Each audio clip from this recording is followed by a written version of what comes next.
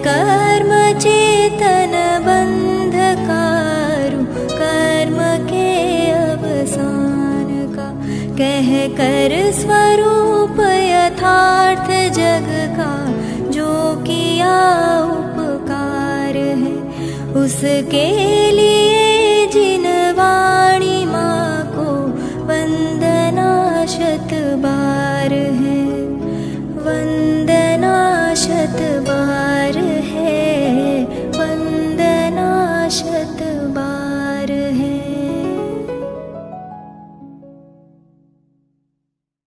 भद्रादि कवीन्द्र भास्वतां स्फुरन्ति यत्रामल सूक्तिरस्मयः, व्रजन्ति खद्योतवदेव हास्यतां न तत्र किं ज्ञानलवोद्धता जनः।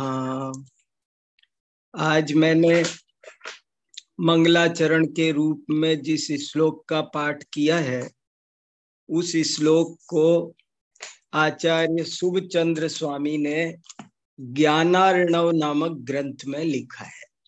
ये ज्ञानार्णव नाम का बहुत महत्वपूर्ण ग्रंथ है। ज्ञानार्णव माने ज्ञान का समुद्र, और बहुत विशाल काय जैन धर्म का, जैन साहित्य का ये एक अनूठा रत्न है। और खासकर ध्यान योग विषय को समझना हो तो ज्ञानार्णव को पढ़ना अनिवार्य हो जाता है। बहुत ही महत्वपूर्ण, स्वाध्याय करने लायक ग्रंथ है, सरल भी है। कैसे कैसे रत्न जैन दर्शन में भरे हुए हैं, उनमें से ये एक ग्रंथ है। और इसमें शुरुआत में जब मंगलाचरण किया गया है तो तीर्थंकर आदि को मंगलाचरण नमस्कार करने के बाद समंत भद्राचार्य को, पूज्यपाद आचार्य को, जिनसेन आचार्य को, अकलंक आचार्य को, योगींदु देव को आदि अनेक आचार्यों को भी नमस्कार किया है। मैंने उनमें से समंत भद्राचार्य को जो नमस्कार करने वाला श्लोक है 14 नंबर का, वो आपको सुनाया है। और इस श्लोक का हिंदी में अर्थ ये है कि जहां समंत भद्रादि, ये वेरी गुड, जहां समंत भद्रादि कवींद्र रूपी सूर्यों की, भास्वताम माने सूर्य, भास्वत भा माने सूर्य, प्रभा, भास्वताम माने सूर्यों की, जहां पर अमल सूक्ति रूपी रश्मि, रश्मि माने किरण, फैल रही हैं, वहां पर अन्य कोई कवि खद्योत के समान ही कहलाएंगे, हास्यता को ही प्राप्त होंगे, ज्ञान लव से उद्धत ही कहलाएंगे। ज्ञान लव, लव माने अंश, उनको ज्ञान का अंश मिला और वे उद्धत हो गए, ऐसे कहलाएंगे। पूरा अर्थ ये हुआ कि जब समंत भद्रादि जैसे महान कवि रूपी सूर्य अपनी अमल सूक्ति रूपी किरणों को बिखेर रहे हैं, तो अन्य कोई भी व्यक्ति ज्ञान लव से उद्धत, वो खद्योत के समान है और हास्यता को प्राप्त होता है। श्लोक फिर से एक बार पढ़ता हूं। समंत भद्रादि कवीन्द्र भास्वताम स्फुरन्ति यत्रामल सूक्तिरस्मयः, व्रजन्ति खद्योतवदेव हास्यताम न तत्र किम ज्ञान लवोद्धता जनः। तो ऐसा ये बहुत सुंदर श्लोक है। हम देख रहे हैं, लगातार देख रहे हैं और लगातार ये बात अनुभव कर रहे हैं कि समंत भद्र एक ऐसे इकलौते आचार्य हैं कि जिनके बारे में सभी आचार्यों ने मुक्त कंठ से लिखा है, उनकी स्तुति की है। और तरह तरह के सुंदर अद्भुत अद्भुत विशेषणों के साथ की है। कोई उनको सूर्य कहता है, कोई कवींद्र कहता है, कोई वादी, कोई वादीराट, जैसे सम्राट होता है ऐसे वादीराट, जैसे कोई गमक है, कोई क्या क्या तार्किक चूड़ामणि, कलिकाल, सर्वज्ञ, ऐसे अद्भुत अद्भुत विशेषणों के द्वारा समंत भद्राचार्य का स्थान जैन आचार्य परंपरा में बहुत ही विशेष माना गया है, बहुत अद्भुत माना गया है। और उसका मुख्य कारण ये है जो हमें समझना है कि उन्होंने स्यादवाद की स्थापना की। स्यादवाद नहीं तो जिन शासन नहीं, एक भी पंक्ति, ऐसा लिखा है माइल धवल आचार्य ने नए चक्र में कि एक अक्षर भी स्यादवाद के बिना जिनवर मत में नहीं कहा गया है। जिनेंद्र भगवान के मत में एक ग्रंथ छोड़ो, एक अधिकार छोड़ो, एक वाक्य छोड़ो, एक शब्द भी बिना स्यादवाद के नहीं कहा गया है। इसलिए जो लोग स्यादवाद में निपुण होते हैं वे ही सिद्धांत के सच्चे ज्ञाता होते हैं, ऐसा नए चक्र में माइल धवल आचार्य ने लिखा है। तो हमको और आपको सबको ये स्यादवाद बहुत अच्छी तरह समझना है। और मैं ये बात 2-3 बार कही, फिर आज याद दिलाता हूं। स्यादवाद 3 तरह से ज्यादा महत्वपूर्ण बताया है। हमारे आचार्यों ने स्यादवाद को 3 दृष्टियों से महत्वपूर्ण बताया है। एक दार्शनिक दृष्टि से, दूसरा व्यावहारिक दृष्टि से, और तीसरा आध्यात्मिक दृष्टि। ये तीनों बातें हम सबको अच्छी तरह पता होना चाहिए। स्यादवाद का दार्शनिक दृष्टि से क्या महत्व है कि दर्शन में जो अनेक वाद हैं, वस्तु का स्वरूप जो अत्यंत जटिल है, जिसे दुनिया के सारे दार्शनिक कह नहीं पा रहे हैं, उसको वो कह देता है, बता देता है, स्यात् पद लगाकर उसके सभी आयामों का उद्घाटन कर देता है। इम्पॉसिबल को पॉसिबल बना देता है। वस्तु में अनंत आयाम है और उन अनंत आयामों को रखना, कहना किसी के लिए संभव नहीं है। लेकिन स्यादवाद एक ऐसा सुंदर आविष्कार है जिसके कारण उन अनंत धर्मों को भी बड़ी ही चतुराई के साथ में समझा और समझाने का काम संपन्न हो गया। इसलिए दार्शनिक दृष्टि से स्यादवाद बहुत महत्वपूर्ण है। व्यावहारिक दृष्टि से भी स्यादवाद बहुत महत्वपूर्ण है, क्योंकि मैं ऐसा कहता रहता हूं कि आप एक दिन ऐसा गुजार के दिखाओ मुझे जो बिना स्यादवाद के हो। एक दिन, 1 घंटा आप सुबह उठ करके आप 1 घंटे के लिए प्रतिज्ञा करो कि मैं बिना स्यादवाद के जी कर दिखाऊंगा, तो आप जी नहीं सकते। अगर आपने बेटे को उठाया, बेटा उठो, तो फिर किसका बेटा, आ गया स्यादवाद। उठो का क्या मतलब है? उठो का मतलब क्या है? उठना केवल आंखें खोलना भी उठना होता है, और उठ करके पलंग पे बैठ जाना वो भी उठना होता है, और पलंग छोड़कर खड़े हो जाना इसका नाम भी उठना है। कौन सा उठना ग्रहण करना और कौन सा छोड़ना, ये सब बहुत सारी बातें हैं। एक भी शब्द, 1 घंटे भी कोई व्यवहार में कौन किसकी पत्नी, नीति शास्त्र कभी कहते हैं कि मौन रहना चाहिए, कभी कहते हैं कि बोलना चाहिए, क्या क्या क्या क्या कितनी सारी बातें हैं। उन सब को स्यादवाद के बिना लोक व्यवहार को नहीं सब मेरी गाड़ी, मेरा स्कूटर, ये क्या है ये सब, जरा देना मेरा तौलिया देना, जरा ये क्या है मेरा तौलिया देना, ये सब बिना स्यादवाद के आप नहीं समझ सकते। तो दूसरा महत्व स्यादवाद का व्यावहारिक दृष्टि से, इन तीन दृष्टियों से तीन व्याख्यान होने चाहिए। दार्शनिक दृष्टि से स्यादवाद का महत्व आप लोग सोचना, 1 घंटे इस विषय पे सोचना, 1 घंटे इस विषय पे सोचना कि व्यावहारिक दृष्टि से स्यादवाद की क्या उपयोगिता है। और तीसरा और एक बहुत महत्वपूर्ण पक्ष है आध्यात्मिक दृष्टि से स्यादवाद की उपयोगिता। ये भी गजब का है, इसकी ओर लोगों का कम ध्यान गया है।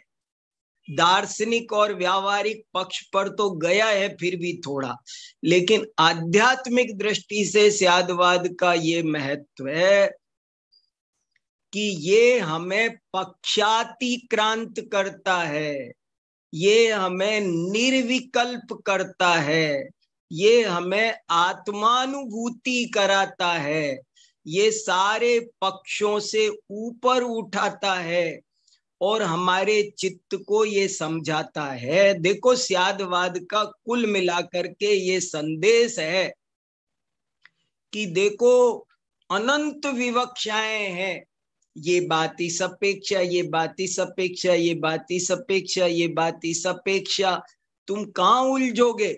उनकी अपेक्षाएं समझो और आगे बढ़ो। अपेक्षाएं, विवाद को समाप्त करना, ये सब आचार्यों ने लिखा है। स्यादवाद का सबसे बड़ा प्रयोजन है विवाद को समाप्त करना। एक पक्ष को पकड़ना वो पक्षपात है। आगम में भी, सिद्धांत में भी, समय सार में भी। समय सार में आत्मा की अनुभूति तभी कही गई है जब जीव पक्षातिक्रांत हो जाए। कर्ता है कर्ता, चित अचित, तत् अतत, भेद अभेद, इन पक्षों में जहां तक रहता है तहां तक अनुभूति नहीं होती। तो तीसरी उपयोगिता इसकी ये भी है। दार्शनिक दृष्टि से स्यादवाद उपयोगी, व्यावहारिक दृष्टि से स्यादवाद बहुत उपयोगी, और आध्यात्मिक दृष्टि से भी परम उपयोगी। निर्विकल्प करने की क्षमता किसी में है तो वो स्यादवाद में है। स्यादवाद ही आपको निर्विकल्प कर सकता है। सारे विभिन्न मतवाद है, कोई बात नहीं, बिल्कुल सही कहा दिनेश जी, पक्षों में विकल्प है। स्यादवाद उन सब का समाहार करके निर्विकल्प करता है। ये एक इसीलिए समय सार स्यादवाद से भरा पड़ा है बहुत। जो मेरा तो ऐसा अब बहुत स्पष्ट समझ में आ रहा है कि आचार्य समंत भद्र में और आचार्य अमृतचंद्र में कोई फर्क ही नहीं है, एक सिक्के के ही दो पहलू है। स्यादवाद पर जो जबरदस्त श्लोक प्रसिद्ध हैं जितने भी, वे सब अमृतचंद्राचार्य के लिखे हुए हैं। चाहे वो परमागमस्य जीवम हो, चाहे अनंत धर्मणस तत्वम हो, चाहे वो एकेन आकर्षी संति हो, पुरुषार्थ सिद्धि उपाय हो, और अमृतचंद्राचार्य भी ठक्कुर थे और समंत भद्र भी ठक्कुर थे। दोनों की भाषा एक सी है।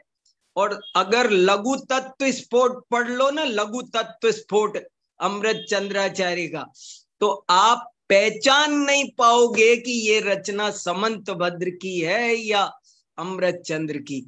इतनी गजब की वो उनका स्यादवादी व्यक्तित्व, वो लघु तत्व स्फोट में तो एकदम मुखर होकर के आ गया सामने एकदम। और समय सार को स्पष्ट करने में, समय सार की विषय वस्तु को ठीक से समझने समझाने में अमृतचंद्राचार्य का जो योगदान है वो अद्भुत है। और वो इसीलिए है क्योंकि उन्होंने निरंतर स्यादवाद छोड़ा ही नहीं, स्यादवाद का पल्ला पूरी आत्मख्याति में नहीं छोड़ा, अंत तक नहीं छोड़ा। ऐसे ऐसे शब्द दिए उन्होंने, एक पक्ष ग्रहण करोगे तो श्रुति कुपित होगी, अंत में अधिकार लिखा पूरा का पूरा स्यादवाद अधिकार। तो ऐसी वो बहुत बढ़िया, कभी स्वतंत्र चर्चा करने जैसा विषय है। ऐसी ये समंत भद्राचार्य की महिमा है जो सब आचार्यों ने गाई है। इसलिए अपन इसका महत्व समझें तो बहुत अच्छा रहेगा। इसीलिए अपन इस आप्त मीमांसा का स्वाध्याय कर रहे हैं। मुझे एक ये स्वाध्याय शब्द भी बहुत अच्छा लगता है, अध्ययन नहीं, स्वाध्याय। जैन दर्शन का ये बहुत ही प्रिय और बहुत ही सुंदर संदेश देने वाला शब्द है ये स्वाध्याय। स्वाध्याय शब्द बहुत उत्कृष्ट है। हम लोग स्वाध्याय कर रहे हैं, माने स्वाध्याय का मतलब क्या? हमारे सारे अध्ययन का एक ही लक्ष्य है, स्वयं को पढ़ना। हम अब जैसे ये भाव अभाव, नित्य अनित्य, द्वैत अद्वैत, ये कहाँ कहाँ घट रहे हैं हमें देखना है, ये हम पर घटित हो रहे हैं। एकांतवाद कहाँ है अपने अंदर चेक करना है। आत्म सुधार की भावना से जिसका एक एक पल हो उसे स्वाध्याय कहते हैं, जिसमें हमारा पूरा ध्यान अपने सुधार की ओर है। मेरे अंदर आत्मा में अनंत पदार्थों की नास्ति है, आत्मा किस अपेक्षा अद्वैत है, किस अपेक्षा द्वैत है, किस अपेक्षा नित्य है, किस अपेक्षा अनित्य है, ये सब बातें हमको समझनी है। भेद अभेद सब समझना है आत्मा पर घटित करते हुए, केवल पर घटित करके नहीं। केवल पर पे घटित कर दिया तो काम कंप्लीट नहीं हुआ। उसको समझने के लिए हम पर पे घटित करते हैं एक बार, लेकिन वो अंततोगत्वा स्वयं पर घटित होना चाहिए। ऐसा स्वाध्याय शब्द का मर्म है। तो हम लोग पंचम परिच्छेद को पढ़े।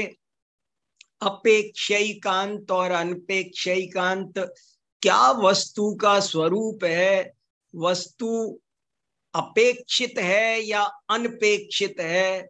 तो फिर मार्ग तो स्यादवाद में से ही निकला कि वस्तु यदि सर्वथा अपेक्षित हो, सर्वथा सापेक्ष हो, तो वस्तु पराधीन हो जाए, और यदि वस्तु सर्वथा निरपेक्ष हो तो उसका परिणमन ऊटपटांग हो जाए, वो स्वच्छंद हो जाए। इसलिए वस्तु कथनचित अपेक्षित, कथनचित अनपेक्षित, और सप्त भंग लगाओ तो कथनचित उभय, कथनचित अवक्तव्य, कथनचित अपेक्षित अवक्तव्य, कथनचित अनपेक्षित अवक्तव्य, और कथनचित अपेक्षित अनपेक्षित अवक्तव्य। ऐसे 7 भंग घटित करके इस विषय को समझना चाहिए। बहुत बढ़िया विषय है, अपन ने काफी चर्चा कर ली है, और चर्चा का तो कोई अंत नहीं है। लेकिन फिर वही वीरसेन महाराज का एक श्लोक याद करके अपन अपने विषय को आगे बढ़ाते हैं। वीरसेन महाराज का ये श्लोक मुझे बहुत ज्यादा पसंद है, जो आपको 2-3 दिन पहले मैंने सुनाया था। आचार्य पाद माचष्टे पाद शिष्य स्वमेधया तद्विज्ञ सेवया पाद पाद कालेन पच्यते। ज्ञान का चौथाया हिस्सा गुरु बताते हैं, और चौथाया हिस्सा शिष्य अपनी बुद्धि से उसमें जोड़कर बढ़ाता है। तीसरा चौथाया हिस्सा उसे अपने साथियों से प्राप्त होता है, उस विषय के जानकारों की सेवा से प्राप्त होता है। और अंतिम चौथाया हिस्सा वो तो समय पाकर अपने आप पकता है। तो काल पर भी कुछ छोड़ना होता है। हमने अपेक्षा अनपेक्षा पर काफी चर्चा की, सब लोग निरंतर कर रहे हैं, अभी ये चर्चा खत्म नहीं हुई है। देखो, मैं एक बात और कहता रहता हूँ, हमारे यहाँ ये नहीं बोला जाता कि ग्रंथ खत्म हो गया, ये बोला जाता है ग्रंथ समाप्त हो गया, पूर्ण हो गया। ये समाप्त शब्द बहुत मार्मिक है। सम्यक प्रकारेण आप्तम, जो सम्यक प्रकार से प्राप्त हो जाए, हमें मिल जाए, उसका नाम है पूर्ण। पूर्ण का मतलब है हमारे रोम रोम में पुर जाए। जैसे जैसे पूरी पूरी जाती है घी में, ऐसे ही ये शास्त्र पूर्ण हुआ। पूर्ण हुआ माने हमारे में समा गया। तो ऐसा ये विषय है, ये तो चलता ही रहेगा, कभी खत्म थोड़ी होना है। हमें इस विषय की चर्चा निरंतर करते रहेंगे और आगे बढ़ाएंगे और आगे बातें आएंगी। लेकिन अब मैं आपके सामने छठा परिच्छेद आज प्रारंभ करता हूं। यही विषय है और स्पष्ट करने में ये मदद करेगा, इसलिए मैं छठे परिच्छेद पर अर्थात कारिका नंबर 76 आपको दिखाता हूं। ध्यान दो, बहुत बढ़िया प्रकरण है, गजब का प्रकरण है ये। 76 नंबर की कारिका है। आप सब बहुत अच्छे से ध्यान दो, एक क्रांतिकारी बात फिर इसमें आ रही है। बहुत कमाल का परिच्छेद है ये भी, 3 कारिकाओं का परिच्छेद है। जैसे 5वां परिच्छेद 3 कारिकाओं का था, ऐसे ही ये भी केवल 3 कारिकाओं का परिच्छेद है। क्या कहते हैं देखो, मैं आपके सामने पढ़ता हूं। सिद्धम चेदेतुतः सर्वं न प्रत्यक्षादितो गतिः, सिद्धम चेदागमात् सर्वं विरुद्धार्थमतान्यपि। सिद्धम चेत, चेत माने यदि, यदि ऐसा हो। चेत माने यदि ऐसा हो, कैसा हो? यदि सिद्धम हेतुतः, हेतुतः पंचमी विभक्ति एक वचन, पंचम्यास तसिल, ये व्याकरण का सूत्र है। पंचमी विभक्ति के अर्थ में तसिल प्रत्यय लगाते तह बचता है। तो हेतुतः माने हेतु से, यदि हेतु से सर्वम सब कुछ सिद्ध होता हो, यदि सब कुछ हेतु से सिद्ध होता हो, न प्रत्यक्षादितो गति, तो प्रत्यक्ष आदि की कोई गति नहीं है, प्रत्यक्ष आदि से कोई ज्ञान भी नहीं होगा। गति माने अवस्था, गति माने ज्ञान, गति माने सिद्धि, सब अर्थ यहाँ, दोनों तीनों अर्थ यहाँ सेट हो रहे हैं। यदि सब कुछ हेतु से ही सिद्ध माना जाए तो प्रत्यक्ष आदि का क्या महत्व है? प्रत्यक्ष आदि से फिर किसी तत्व की सिद्धि नहीं होनी चाहिए। सिद्धम चेतागमात् सर्वम, और यदि आगम से सब कुछ सिद्ध होता हो तो विरुद्धार्थ मतान्यपि, तो विरुद्ध अर्थ को बताने वाले मत भी सही हो जाएंगे, वे भी सिद्ध हो जाएंगे। देखो, मैं आपको जरा सी कुछ बात बताता हूं, पहले इसकी भूमिका, ये बात क्या कहना चाहते हैं, क्या प्रकरण है। प्रकरण क्या है?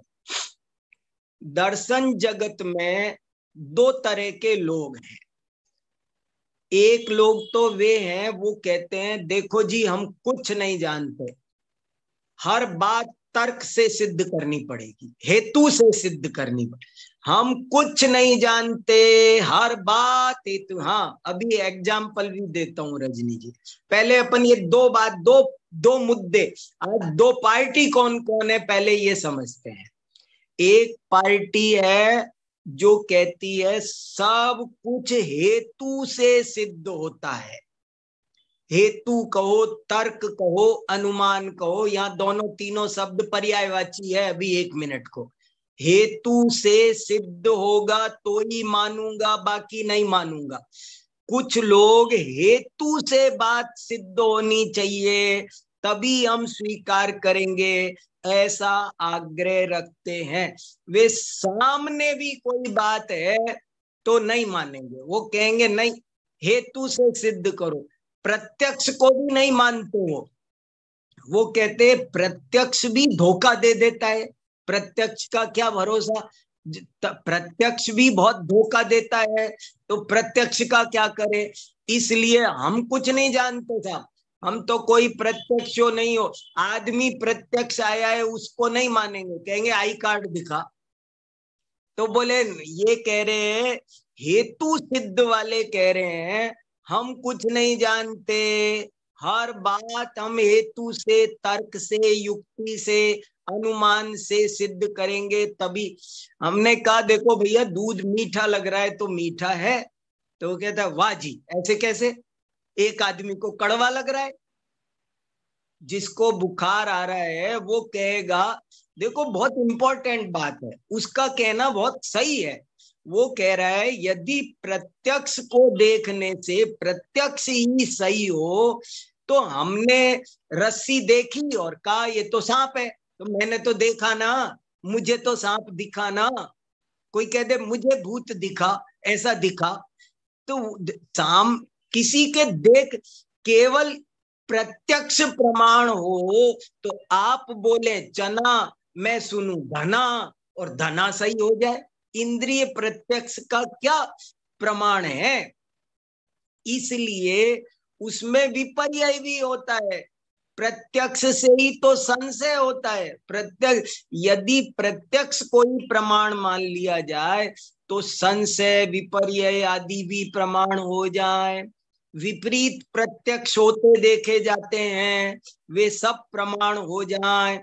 प्रत्यक्ष ही गलत होता है, इसलिए तो दर्शन शास्त्र डेवलप हुआ है। हमें प्रत्यक्ष में दिखाई देता है ये मेरी पत्नी है, ये मेरा बेटा है, ये मुझे सुख दे रहा है। 5 इंद्रिय के विषयों में हमें प्रत्यक्ष से सुख भाषित होता है ना, तो फिर मानने दो। प्रत्यक्ष मानना है तो आप ही तो मना करते हो, आप हमको समझाते हो कि देखो रसगुल्ला खाने में सुख हो तो 2 खाने पे डबल होना चाहिए, 4 खाने पे चौपल होना चाहिए। तो ऐसे आप ही तो हमको, आपने ही हमको सिखाया कि अनुमान से, हेतु से हर बात परीक्षा करके मानो। आपने ही हमको सिखाया कि हर बात परीक्षा करके मानो, तर्क से, युक्ति से।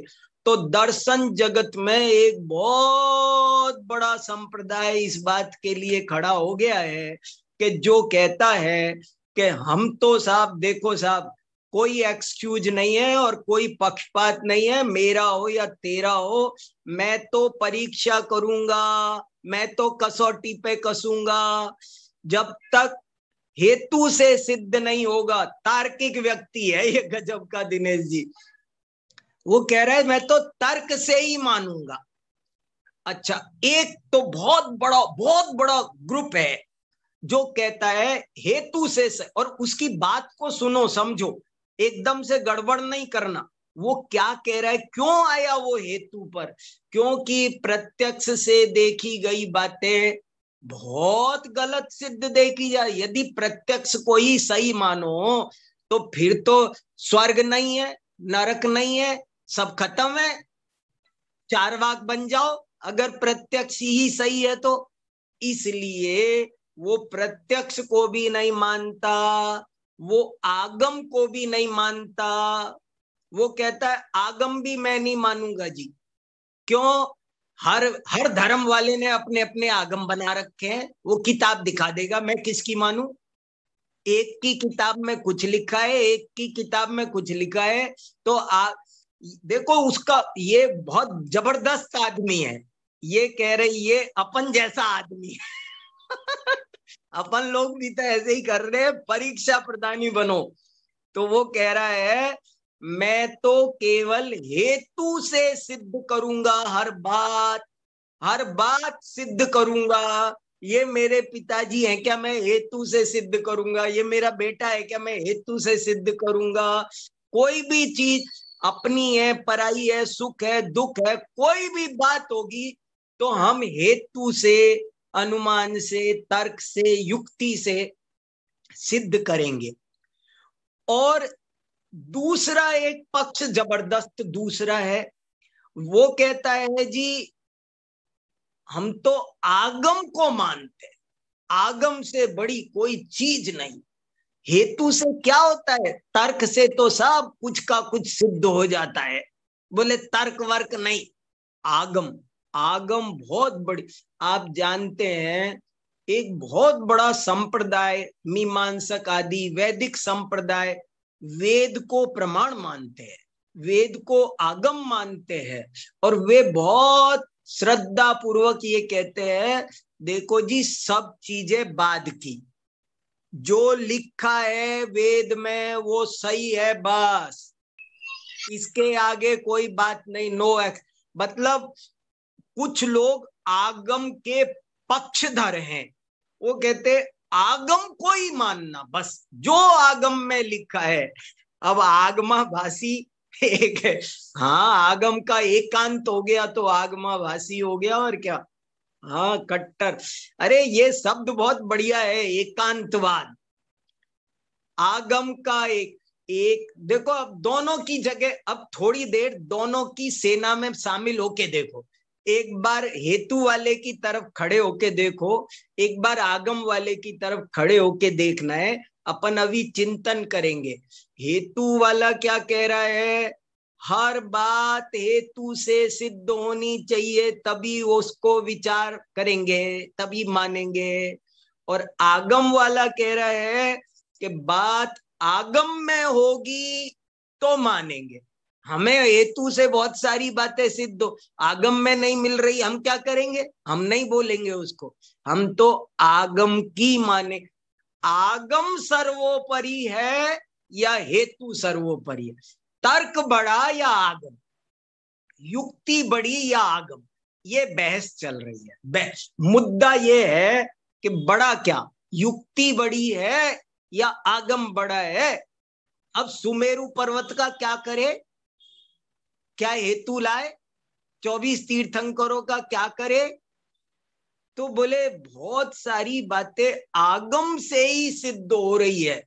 और आप अगर आगम को नहीं मानोगे तो आपको ये अनुमान होता है, ये किसने बताया, ये 5 प्रमाण होते हैं, ये किसने बताया, आप आगम से ही जान रहे हैं। इसलिए एक पक्ष कह रहा है आगम वाला। अब देखो एक बार फिर से, अब कारिका समझ में आएगी आपको। 2 पार्टियां हैं, एक हेतु को बहुत बड़ा मान रही है और दूसरी पार्टी आगम को बहुत सर्वोपरि मान रही है, वो आगम के अलावा कुछ नहीं सुन रही है। अब देखो कारिका अब समझ में आएगी अच्छे से। सिद्धम चेदेतुतः सर्वं न प्रत्यक्षादितो गतिः, सिद्धम चेदागमात् सर्वं विरुद्धार्थ मतान्यपि। हिंदी अर्थ मैं इसमें से ही अर्थ पढ़ देता हूं आपको, सब स्क्रीन पर देख लो एक बार, अपन को क्लियर हो जाए। हेतु से सभी पदार्थ सिद्ध होते हैं, यदि ऐसा एकांत माना जाए तो प्रत्यक्षादि प्रमाण से किसी भी तत्व की सिद्धि नहीं होगी। प्रत्यक्षादि, आदि में क्या लेना और ले लेना, आगम वगैरह, इनसे किसी तत्व की सिद्धि नहीं होगी। और यदि आगम से ही सभी पदार्थ सिद्ध होते हैं, ऐसा एकांत स्वीकार किया जावे तो परस्पर विरुद्ध अर्थ का कथन करने वाले मत भी सिद्ध हो जावेंगे। एक आगम कहता है कि हिंसा मत करो, एक कहता है कि हिंसा हिंसा न भवति। अब क्या करे, तो यदि आगम ही प्रमाण माना जाए तो विरुद्ध अर्थ का कथन करने वाले मत भी सही सिद्ध हो जाएंगे। सबके पास अपने अपने आगम है, सभी अपने अपने आगम की दुहाई देंगे। फिर तत्व का निर्णय कैसे होगा, कैसे विचार होगा? सब कह देंगे हमारे यहाँ तो ये लिखा है, हमारे यहाँ तो ये लिखा है, हमारे यहाँ तो ये लिखा है। फिर कैसे निर्णय होगा? और यदि प्रत्यक्ष, और यदि हम कहें हेतु से ही सब कुछ सिद्ध होगा, तो प्रत्यक्ष भी नहीं मान पाओगे और आगम भी नहीं मान पाओगे। केवल हेतु का एकांत रखेंगे तो ये समस्या आएगी। देखो, एक और महत्वपूर्ण बात बताता हूं आपको कि 5 परिच्छेद हो चुके, अब ये 5 और आ रहे हैं। 5 ग्रंथ वास्तव में 50 हो गया है, आधा ग्रंथ हो चुका, आधा ग्रंथ बाकी है। ग्रंथ का पूर्वार्ध पूर्ण हुआ, ग्रंथ का उत्तरार्ध शुरू हो गया। और इसकी टीका में एक बहुत गजब की बात यहाँ पर विद्यानंद आचार्य ने अष्टसहस्त्री में लिखी है कि उपेय तत्व का वर्णन पूरा हुआ, अब उपाय तत्व का वर्णन शुरू करते हैं। ऐसा लगता है कि अब आगे के 5 परिच्छेदों में उपाय तत्व का वर्णन आएगा। 5 में आए या ना आए, लेकिन इसमें तो है। अभी देखो, ये क्या बोला मैंने, मैं थोड़ा स्पष्ट करता हूं। 2 तरह के तत्व हैं, एक है उपेय तत्व, एक है उपाय तत्व। उपेय उपाय, उपाय उपेय, क्या मतलब होता है? उपाय माने प्रमाण, नय आदि, ये जितना भी न्याय शास्त्र है, न्याय शास्त्र को उपाय तत्व कहा जाता है और जीवादि तत्वों को उपेय तत्व कहा जाता है। प्रमाण नय ये जानने के उपाय हैं, इसलिए इनको उपाय तत्व, प्रमाण नय निक्षेप, ये उपाय तत्व है। और इनसे किसको साधा जाता है, जाना किसको जाता है? जीव अजीवादि को। इसलिए जीवादि पदार्थ हैं वे उपेय तत्व है। तो वो कह रहे हैं कि उपेय तत्व की बात 5 परिच्छेदों में हुई। 5 परिच्छेदों में वो जो उपेय तत्व है वो भाव रूप है या अभाव रूप है, द्वैत है या अद्वैत है, नित्य है या अनित्य है, भेद है या भेद है, अपेक्षिक है या अनापेक्षिक है, पांचों के पांचों उस उपेय का स्वरूप समझा रहे हैं। हाँ, उपेय माने कारक मीमांसा, मूल तत्व मीमांसा। और ये उपाय माने ज्ञापक तत्व मीमांसा, ये ज्ञापक तत्व मीमांसा चल रही है। तो जो 5 परिच्छेद गए वो धर्मों का कथन करने वाले थे, वस्तु को सिद्ध करने वाले थे। अब वस्तु कैसे जानने में आती है, इसमें भी स्यादवाद घटित होता है, ये यहां समझा रहे हैं।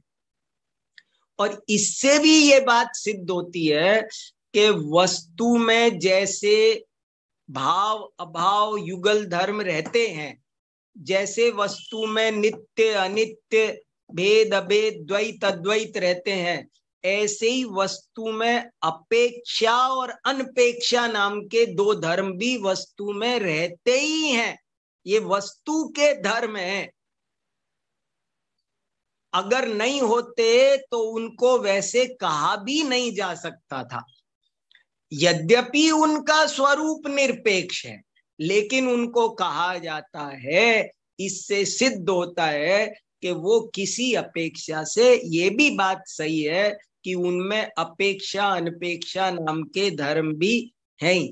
ये धर्म विषय पर भी आप सबको थोड़ा सा और गहरा सोचना है। मैं आज ये भी चर्चा कर रहा था, हम दिनेश जी से भी कर रहे थे कि सभी दर्शनों में द्रव्य की बात आती है, गुण की आती है, पर्याय की आती है, लेकिन धर्म की चर्चा संसार के किसी दर्शन में नहीं पाई जाती। केवल जैन दर्शन में धर्मों का कथन है। फिर से बहुत इंपॉर्टेंट बात है ये, द्रव्य की चर्चा सभी दर्शनों में है, गुण की चर्चा सभी दर्शनों में है, पर्याय की चर्चा सभी दर्शनों में है, लेकिन धर्मों की चर्चा अनंत धर्मात्मक वस्तु, अनंत धर्म वस्तु में होते हैं। ये चर्चा आपको जैन दर्शन के अलावा कहीं नहीं मिलती।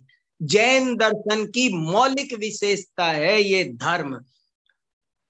दूसरे दर्शनों ने धर्म क्यों नहीं माने? क्योंकि धर्म मानते ही तो स्यादवाद को मानना पड़ता है, नहीं कुछ विशेष बात है। धर्म और गुण में एक ही बात नहीं है, यही तो खास बात कहना चाह रहा हूं मैं। यही तो समझने की बात है। जब अपन धर्म को गुण समझ लेंगे, धर्म को पर्याय समझ लेंगे, धर्म को शक्ति समझ लेंगे, शक्ति भी अलग चीज है, गुण भी अलग चीज है, पर्याय भी अलग चीज है, पर धर्म एक अलग चीज है। वस्तु में अनंत धर्म है,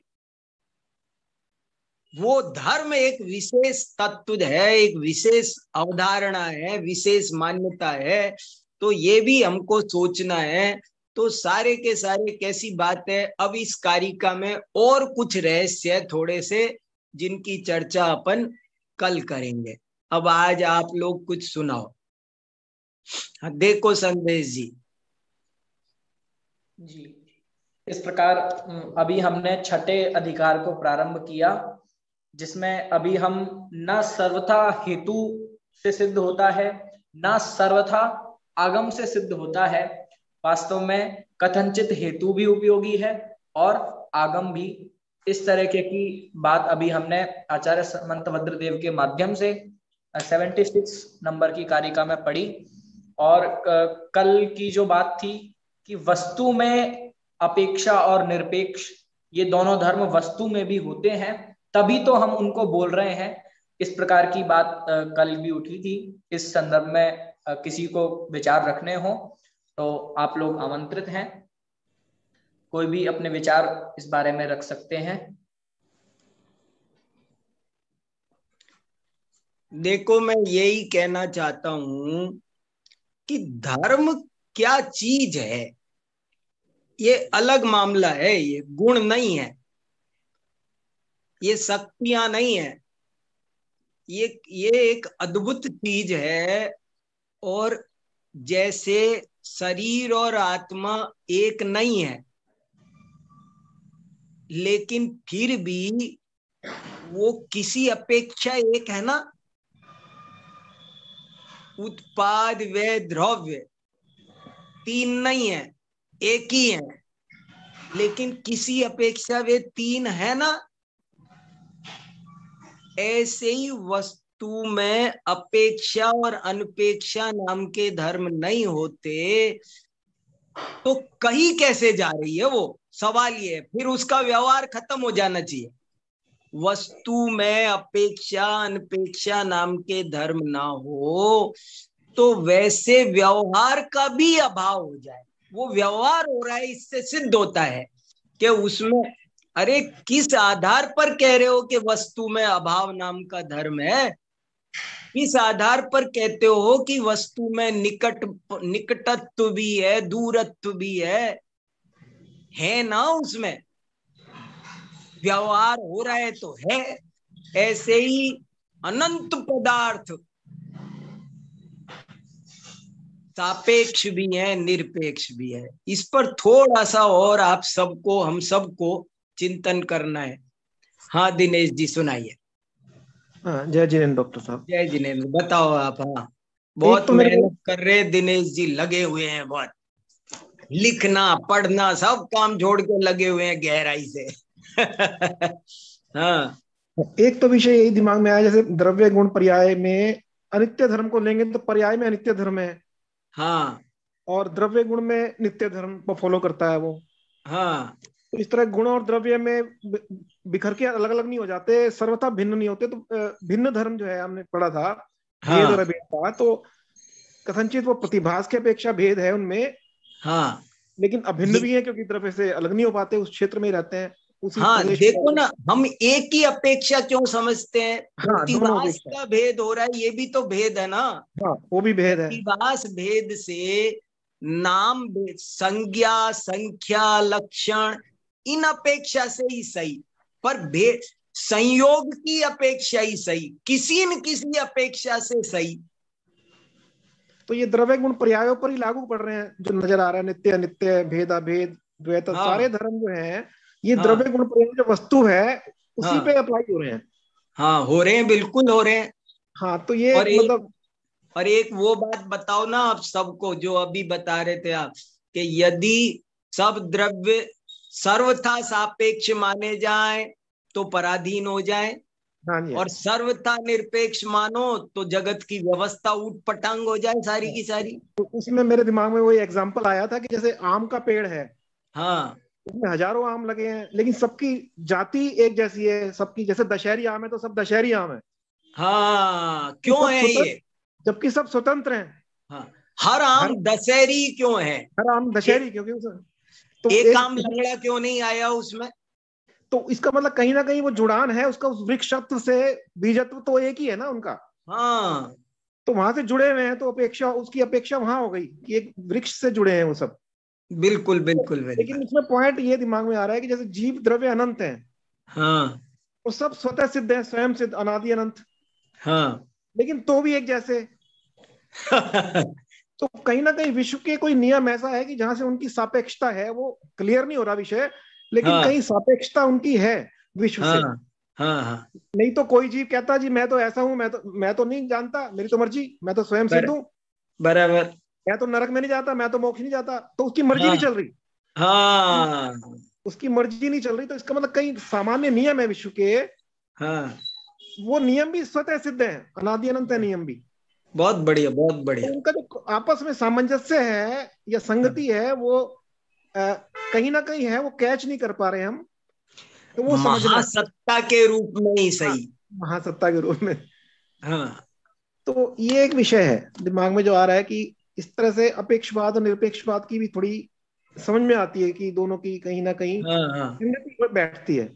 और नहीं, ये पॉइंट कैसा है कि यहाँ आकर वो टीकाकार लिख रहे हैं कि 5 परिच्छेद तो हमने उपाय उपेय तत्व के बताए, हाँ जी, वस्तु के बताए, अब हम वस्तु को उपाय वाले बताएंगे। हाँ, कि इसका कैसे मतलब हो गया, हाँ, इससे भी सिद्ध हो गया कि जैसे भाव अभाव थे, नित्य अनित्य थे, वैसे ही अपेक्षा अनपेक्षा भी वैसे ही हाँ, हुए फिर।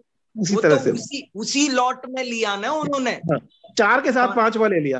4 के साथ 5वां क्यों लिया उन्होंने? हाँ, इसी कारण से लिया। नहीं तो 5 में से अलग कर देते। हाँ, हाँ, लेकिन उन्होंने नहीं, 4 को नहीं, 5 को एक साथ लिया कि ये 5 परिच्छेद एक जैसे थे। हाँ, एक ही कैटेगरी में आ गए सारे। हाँ, बहुत अच्छा।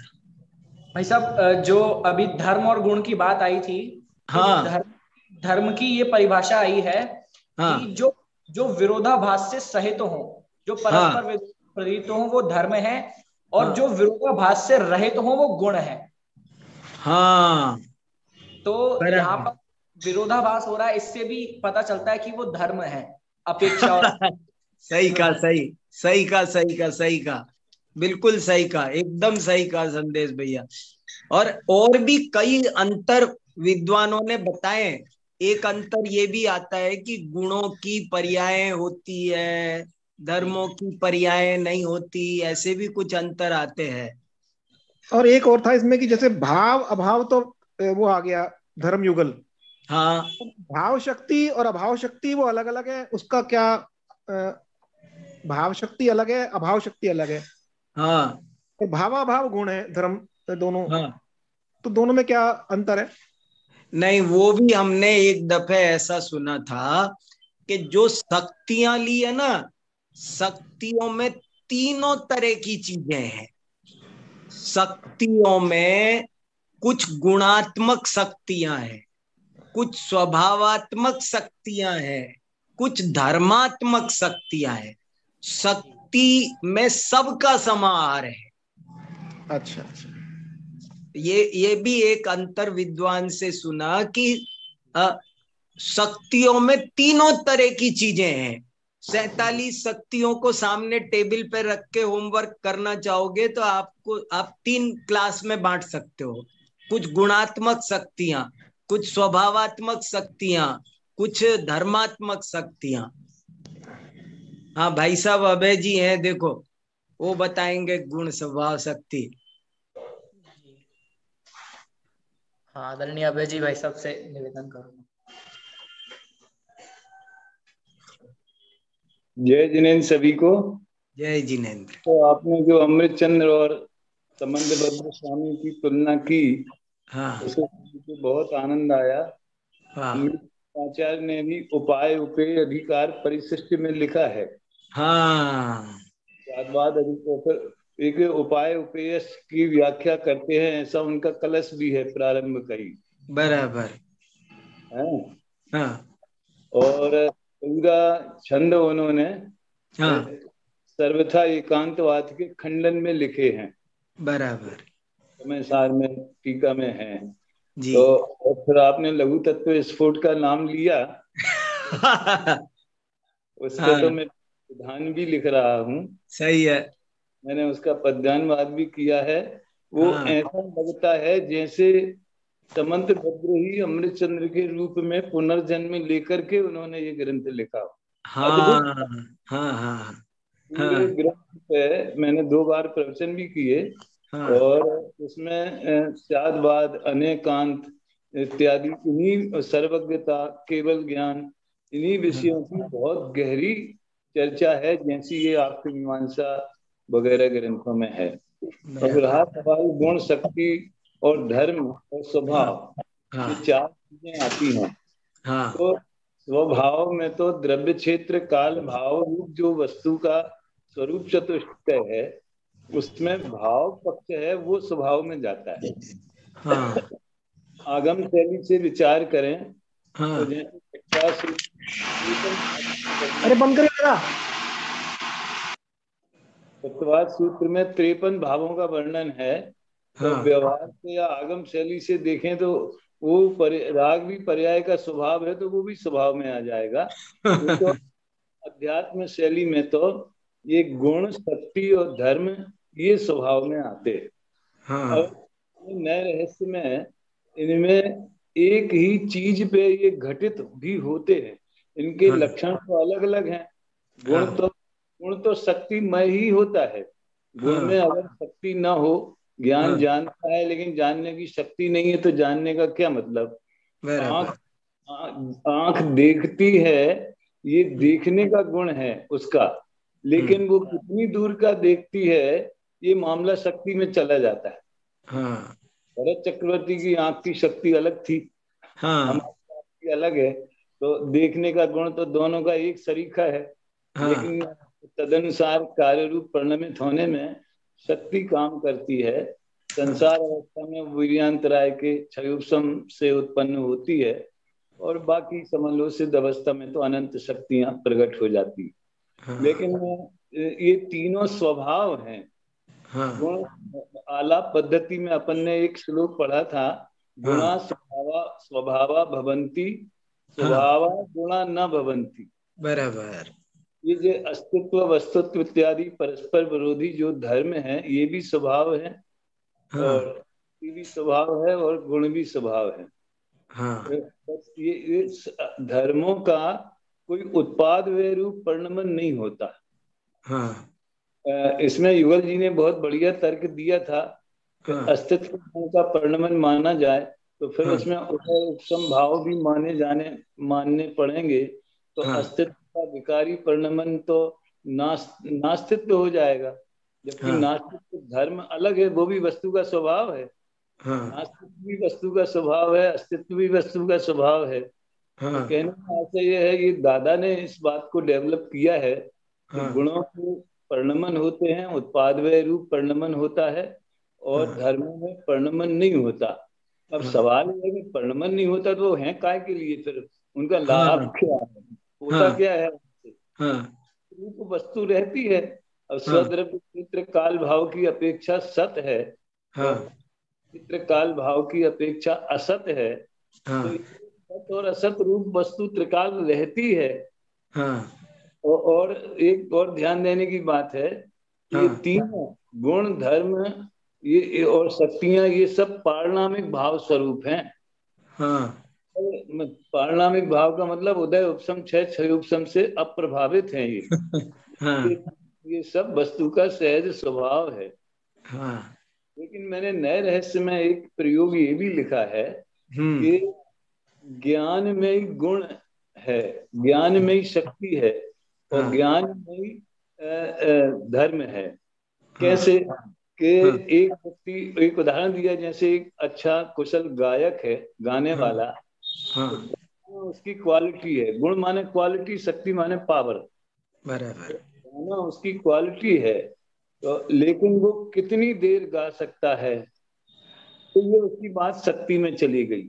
और गाने की जो स्तर है, जब हम भक्ति सरोवर की वो कराते थे रिकॉर्डिंग, तो एक गाने के 1100 रुपए उस समय वो दिलाते थे। और हमने बोला यार 1100 रुपए 10 मिनट में गा के चला जाएगा, ये तो बहुत। अरे भाई साहब 5-5 हजार रुपए लेके भी एक एक गाने वाले होते हैं, और वो एक दिन एक ही गाना गाते। यानी उनकी तुलना की जाए अगर, वो तो समझने के लिए कि ये फर्स्ट ग्रेड का गायक है कि सेकंड ग्रेड का गायक है, तो इस तरह गाने में सापेक्षता भी खड़ी हो जाती। जहाँ परस्पर विरुद्ध धर्म भी खड़े हो जाते कि वही मध्यम दर्जे का है कि वही जघन्य दर्जे का है, ये उसमें अपेक्षाएं लग जाती। अब इसको अपन ज्ञान में लागू करें तो ज्ञान गुण है, और जानने के स्वभाव में जो उसकी शक्ति प्रकट होती है, जैसे अपने मति शुद्ध ज्ञान की शक्ति अलग है, अवधि मन पर की अलग है, केवल ज्ञान की अलग है, और जानना सब में है। इसलिए मैंने कहा ये सब एक ज्ञान पद का ही अभिनंदन करते हैं। तो शक्ति लागू हो गई, और अपेक्षा देखें तो ज्ञान समझ लीजिए कम है कि ज्यादा है, ऐसी जो तुलना की जाती है, तो फिर अस्थि नास्ति तो हर एक में घटित होता ही है। चाहे कोई द्रव्य हो, गुण हो, पर्याय हो, स्वरूप से अस्थि और पर रूप से नास्ति, ये तो उसमें लागू हो ही जाता है। तो ज्ञान ज्ञान रूप से है, गे रूप से नहीं। ये अस्थि नास्ति हो गई उसमें। ऐसा मैंने विचार किया था, सो मैंने कहा कि आपने अमृत चंद्र की तुलना की है, तो अभी मैं अनुमोदन करूं और ये बात भी कहूं, बस मुझे इतनी। बहुत बढ़िया, बहुत बढ़िया। और ज्ञान पर चारों घट गए, बहुत बढ़िया। हाँ, ज्ञान स्वभाव तो है, ज्ञान स्वभाव तो है ही, और उसमें उत्पाद व्यय होता है, इसलिए गुण है, और ज्ञान शक्ति में भी लिया है, बराबर। वो अस्तित्व को 6 सामान्य गुण में पहला गुण में लिया है। और आपके हिसाब से धर्मों का भी परिणमन माना जा सकता है? लेकिन परिभाषा तो ऐसी है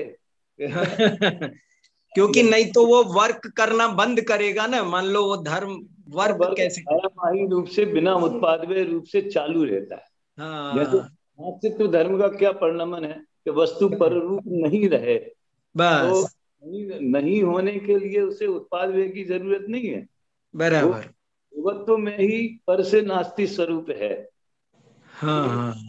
एक बात जरूर है कि ये 47 शक्ति के प्रवचन अभी जो गुरुदेव के चल रहे हैं, यहाँ तो अनेक बात थे, इनमें गुरुदेव शक्ति गुण इन दोनों को, और कभी कभी धर्म भी बोल देते, मतलब फास्ट नियम नहीं रखते, गुण धर्म शक्ति इनको एक वे में भी बोल देते।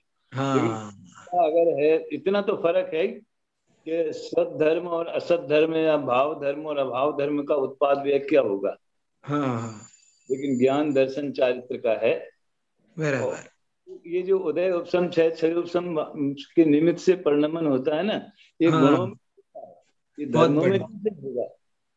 बहुत बढ़िया, बहुत बढ़िया। अस्तित्व को गुण माने, मान लो तो औदिक भाव, वैसे गुण तो सभी गुणों में विकारी परिणमन होता नहीं है, और होता 20-21 गुण ही ऐसे आते हैं जिनमें विकारी परिणमन होता है। बहुत बढ़िया, बहुत अच्छा, बहुत बढ़िया भाई साहब। चलो भाई साहब, जो शक्ति होती है तो शक्ति को उदय उपशम और क्षय उपशम की अपेक्षा रहेगी या नहीं? है ना, वीर्यान अंतराय कर्म में जो वीर्यांतराय है वो शक्ति स्वरूप है, मतलब शक्ति वाला फैक्टर है। और फिर अंतराय का उदय भी है, अंतराय का क्षय उपशम भी है, अंतराय का क्षय भी है। जैसे ज्ञानावरण दर्शनावरण का होता है, अपन ने ये सर्वार्थ सिद्धि वगैरह में देखा होगा कि जब भी ज्ञान की क्षय उपशम की बात चलती है तो मति ज्ञानावरण प्लस वीर्यांतराय का क्षय उपशम, अवधि ज्ञानावरण प्लस वीर्यांतराय का क्षय उपशम, वो वीर्यांतराय रखते ही हैं। और एक बात, जो भाई साहब धर्म है, तो एक जगह ऐसा पढ़ने में आया है कि धर्म में स्यात्कार का प्रयोग होता है लेकिन गुण में स्यात्कार का प्रयोग नहीं होता। बिल्कुल सही है, बिल्कुल सही है, क्योंकि अपेक्षा लगाने वैसे प्रयोग इसलिए नहीं होता कि धर्मों में जोड़े बनते, परस्पर विरोधी धर्म होते हैं, अस्ति नास्ति, एक अनेक, सत असत, तत् अतत, ऐसे अनेक होते हैं। तो उन्हें स्पष्ट करने के लिए किस अपेक्षा अस्ति है, किस अपेक्षा नास्ति है, ये बताना जरूरी है। अब आत्मा किस अपेक्षा ज्ञान स्वभावी है, इसमें स्यात्कार का प्रयोग साइलेंट होता है। आत्मा स्वभाव की अपेक्षा ज्ञानमयी है, ये अपेक्षा तो लगेगी। हाँ ऐसे हमारे यहाँ एक श्रोता मधु भाई झवेरी आते थे, तो काफी दिनों से नहीं है, वो है भी नहीं। तो जब भी मैं निरपेक्ष बोलूं तो वो ये सापेक्ष बोलूं तो उनको ऐसा लगता था कि वस्तु पराधीन हो रही है। तो उनसे कहता था अपेक्षा माने पराधीनता नहीं होती है, अपेक्षा माने एक व्यू को मुख्य करना। बोले आत्मा तो निरपेक्ष ज्ञायक है, हमका ये भी सापेक्षिक कथन है, क्योंकि ये स्वभाव की अपेक्षा आपने बात करी। पर्याय की अपेक्षा करेंगे तो बहिरात्मा अंतरात्मा परमात्मा हो जाएगा। बहुत बढ़िया, बहुत बढ़िया, बहुत अच्छा।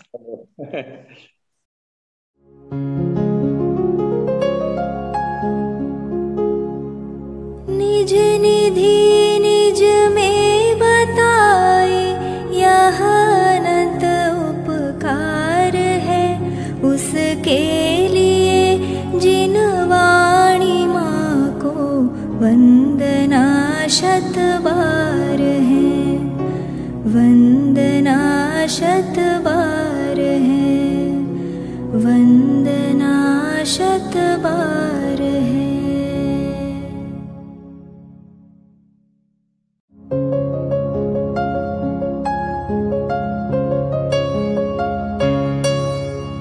हे जिन वाणी भारती तो ही जपो दिन रैन, जो तेरी शरणा गहे सो पावे सुख चैन।